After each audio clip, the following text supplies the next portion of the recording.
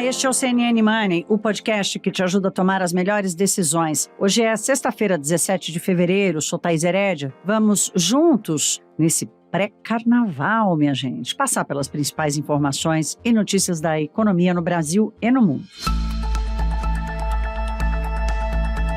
Turma, claro que hoje o Money tem um trecho importante aqui que nós vamos dividir com vocês. As falas do presidente Lula nessa entrevista exclusiva, importantíssima, dada pelo presidente com exclusividade à nossa âncora, Daniela Lima. Ele falou de vários assuntos, mas, claro, focou muito na questão da economia, na questão fiscal. Deu notícia, né? Ontem o Brasil inteiro soube, logo no final da manhã, a confirmação de Lula de que sim, o salário mínimo vai ser reajustado para R$ 1.320, sim, a tabela do imposto de renda também vai passar por um reajuste e a partir de maio, segundo o presidente da República, quem recebe até 2 salários mínimos não precisa mais declarar o imposto de renda, mas aqui nós vamos tratar de todos esses trechos, vou repetir aqui algumas partes para vocês, mas vou dar destaque aqui a um pedaço específico, quando ele diz o seguinte, ele vai explicar o porquê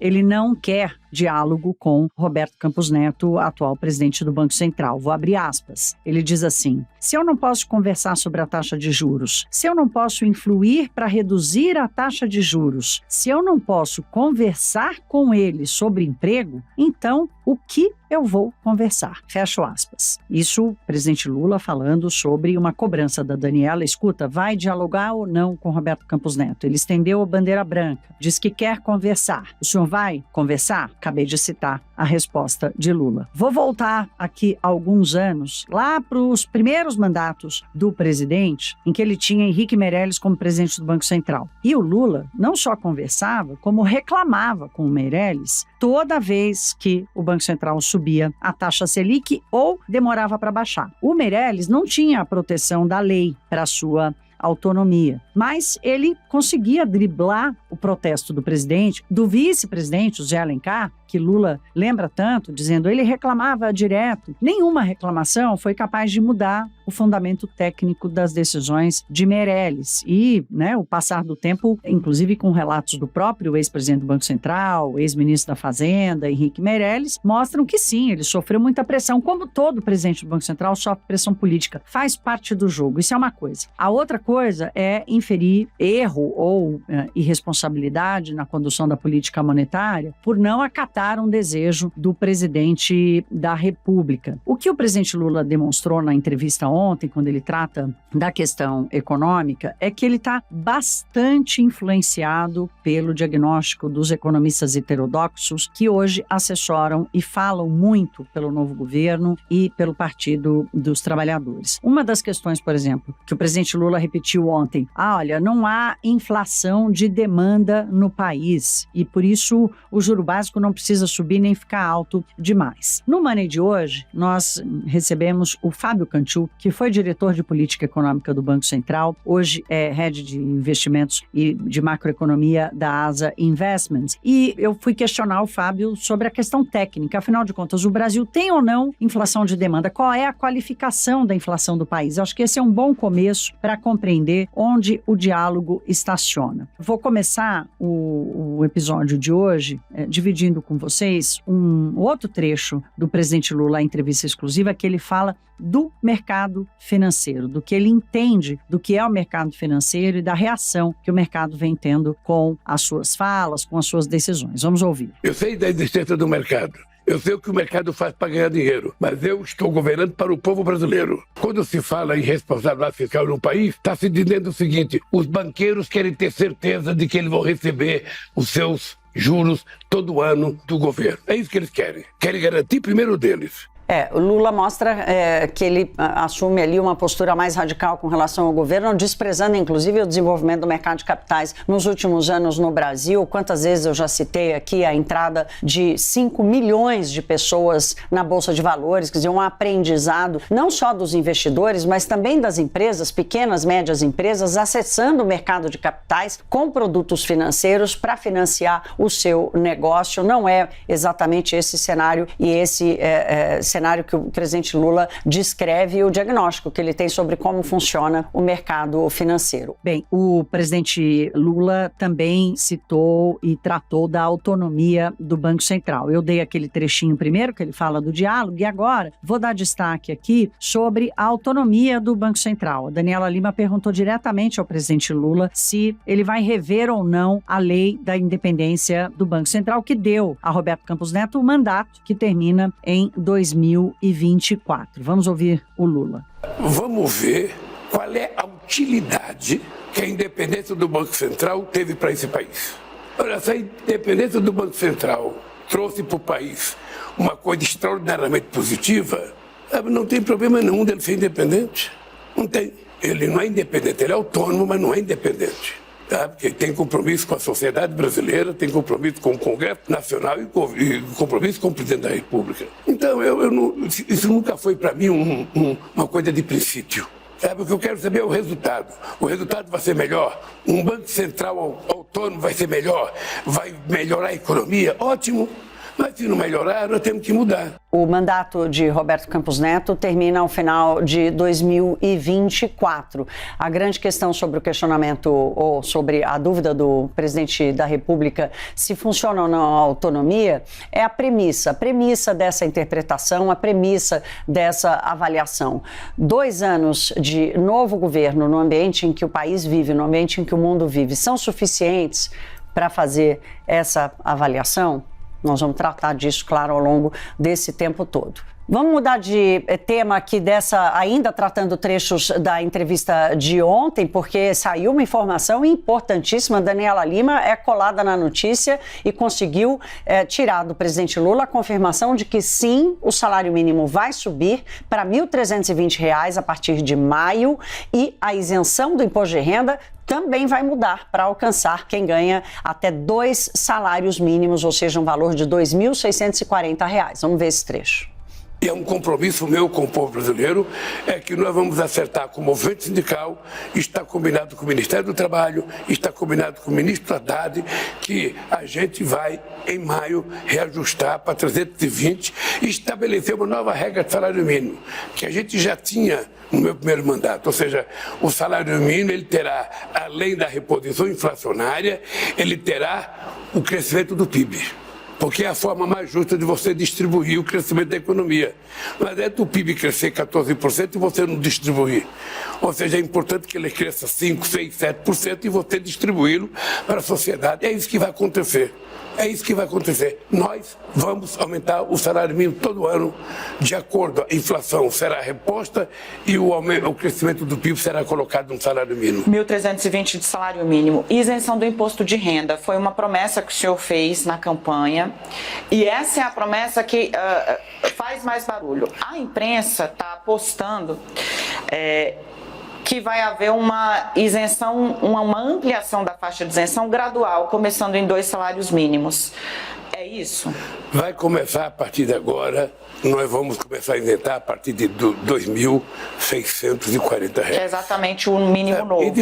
E depois nós vamos gradativamente até chegar aos 5 mil de isenção. Olha, vamos lá. O novo ajuste do salário mínimo, que o presidente Lula confirmou ontem, a Daniela Lima, já era esperado de alguma forma, tem até uma contestação política aí, porque Fernando Haddad não gostaria que isso acontecesse para não prejudicar o pacote fiscal que ele mesmo anunciou. Mas vamos tratar especificamente do que está para acontecer. O fato de começar a valer só em junho o novo salário mínimo vai aliviar um pouco as contas públicas, pelo menos este ano. A mesma coisa vai valer para a isenção do imposto de renda para a faixa de até 2 salários mínimos, que provavelmente vai começar a valer a partir de maio, se o governo conseguir encontrar uma forma jurídica ali sustentada de implementar essa mudança já este ano. Nós aqui no Money já mostramos os custos dessas duas medidas.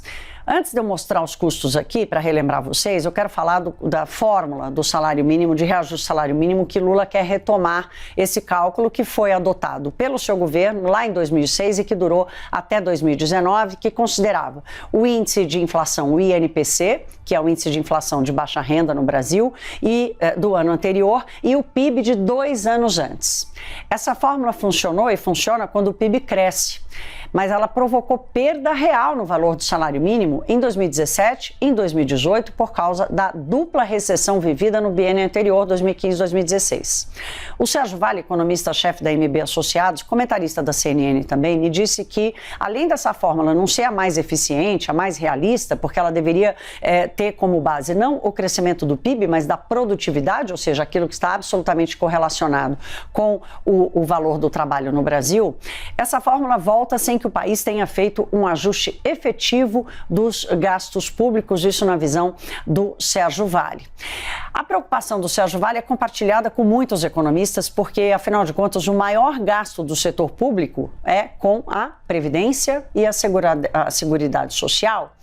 Ambas as despesas são vinculadas ao salário mínimo, ou seja, para cada real de aumento do salário mínimo, o trabalhador que tem salário mínimo na sua base ganha, mas aumenta a despesa pública em quase 400 milhões de reais. Então, é um desafio, uma escolha que o governo tem que fazer. Pois bem, diante disso, vamos chamar aqui para a conversa o Fábio Kanczuk, como eu disse, que foi diretor de política econômica do Banco Central, ainda no mandato de Roberto Campos Neto, né, no governo passado. Hoje é head de investimentos e de macroeconomia do ASA Investments, e eu perguntei para ele, qual é a qualificação da inflação no Brasil? Temos ou não temos inflação de demanda, que é essa inflação que o Banco Central, ao subir os juros e esfriar a economia, tenta conter? Vamos ouvir o Kanczuk. Na verdade, sim, tem inflação de demanda. Então, essa foi uma confusão que aconteceu, diria, no começo da crise, 2020 e 2021, onde tinha um questionamento de, puxa, será que é só um problema de oferta? As cadeias de produção não estão conseguindo funcionar de forma eficiente, não tem chip, o preço do carro. Mas a discussão acabou já faz um tempo razoável. Todo mundo sabe agora que há uma inflação de demanda e não tem muito jeito, né? Para inflação de demanda tem que subir juros, a economia tem que desacelerar bastante para trazer de novo a inflação para um patamar razoável. Então é uma discussão meio tranquila, já não tem mais ninguém com dúvida a respeito disso. Fábio, aí encaixa nesse questionamento a história da meta de inflação, né? Essa discussão da meta de inflação. Não é a primeira vez que o presidente do Banco Central sofre pressão para isso. Mas, de novo, tecnicamente, a tua visão sobre a meta de inflação, subir a meta agora alivia os juros, promove crescimento? Joia, a história da meta é curiosa porque acho que também já virou um consenso e chegou já no ouvido do presidente Lula que se subir a meta, o que vai acontecer, as expectativas de inflação vão subir e provavelmente os juros também vai ter que subir. Então acaba tendo efeito para a direção contrária do que é desejada por eles. O mais curioso da meta é que você podia pensar, puxa, se subir a meta faz subir os juros, podia então pedir para reduzir a meta. Talvez isso faça reduzir os juros, né? Se não funciona de um lado, do outro devia funcionar. E também não ia dar certo, né? Se reduzir a meta, as expectativas não iam cair o suficiente e os juros também não iam cair. Então é uma situação que você perde credibilidade de ambos os lados, de mexer na meta para cima ou mexer na meta para baixo. A melhor coisa que tem é não mexer nas coisas, deixa a regra funcionar da forma como ela está, senão você perde credibilidade e acaba indo com um resultado pior para todo mundo.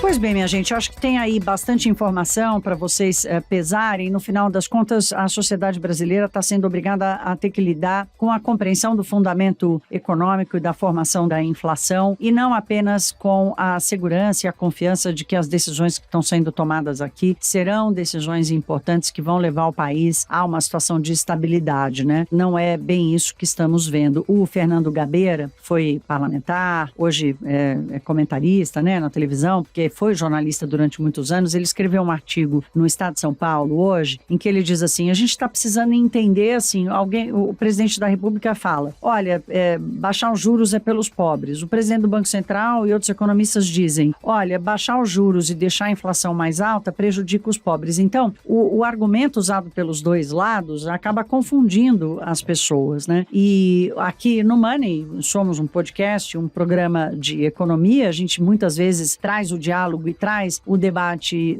a partir de uma premissa já de alguma compreensão de como as coisas acontecem, mas se serve de consolo, o debate sobre inflação e como lidar com a inflação é um debate mundial hoje, né? Especialmente depois da pandemia e depois da guerra na Ucrânia. A inflação hoje no mundo ela é resultado das duas forças, da oferta, por causa da guerra, por causa da interrupção nas cadeias de produção, política de Covid-0 na China. Tudo isso provocou a inflação de oferta, ou seja, redução de oferta, aumento dos preços. A resposta dos governos à pandemia e também às restrições provocadas pela guerra, de mais gastos, de juros zero por muito tempo, também provocou uma inflação de demanda, e essa batalha segue nos Estados Unidos, segue na Europa, e a convivência com uma inflação mais alta por mais tempo parece ser uma realidade que o mundo vai ter que enfrentar. A Priscila Yazbek, nossa comentarista e também correspondente na Europa, trata de um tema, de um dado que saiu nesta quinta-feira, que foi o resultado da inflação ao produtor nos Estados Unidos. Veio acima do esperado, assustou e fez a turma do mercado repensar como vai ser o processo de desinflação, ou seja, quanto tempo vai levar ou quanto tempo vai durar o trabalho dos bancos centrais e a convivência com uma inflação mais alta e mais pressionada no mundo. Esse resultado do PPI jogou os mercados ontem para baixo, a abertura hoje, os índices na Europa já estavam para baixo, os futuros dos índices americanos também para baixo, por causa do resultado do chamado PPI, né, que é o índice de inflação ao produtor nos Estados Unidos. Vamos ouvir a Priscila Yazbek trazer esse cenário para a gente. Vamos falar então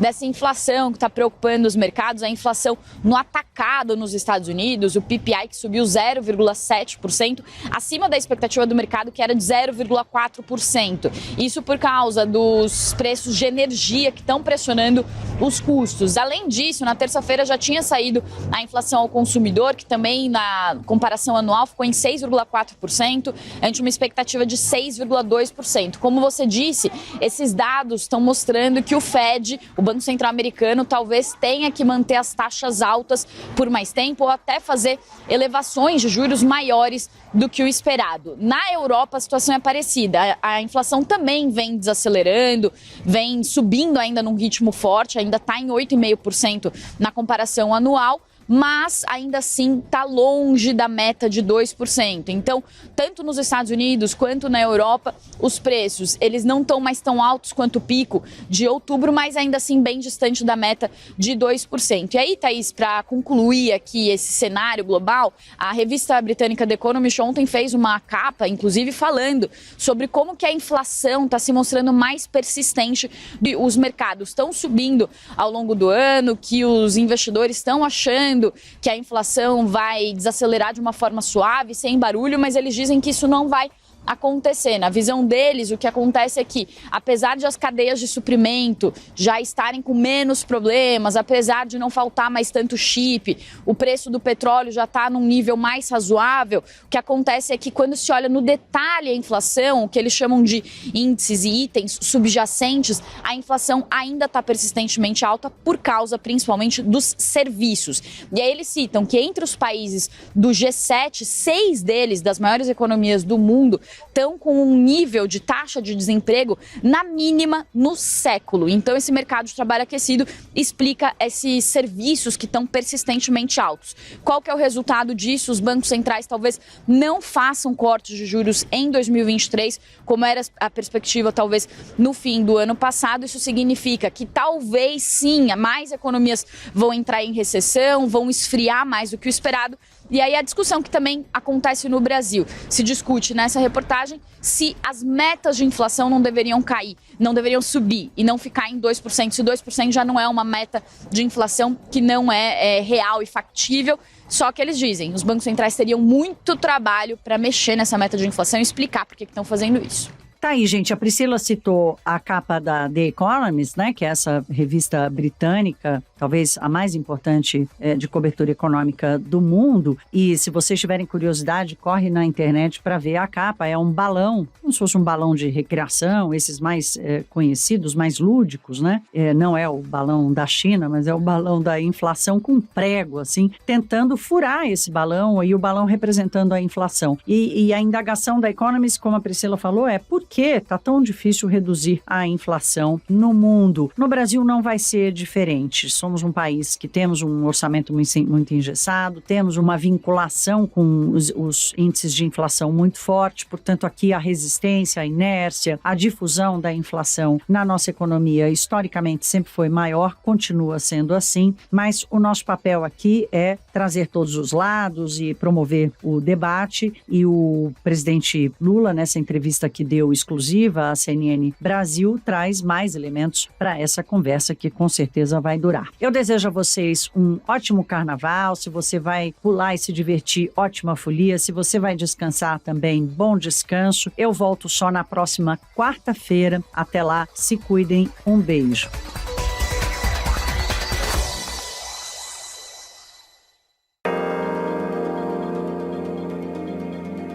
Com apresentação, pauta e coordenação editorial de Thaís Herédia, este podcast é produzido pela CNN Brasil com edição da Maremoto. Produção Larissa Coelho e Tamara Nassif. Edição, sonorização Felipe Gomes. Coordenação técnica Felipe Gomes. Coordenação de produto, Verônica Schneider. Você também pode ouvir o CNN Money no site da CNN Brasil. E aproveite para conhecer os nossos outros programas de áudio. Acesse cnnbrasil.com.br/podcasts.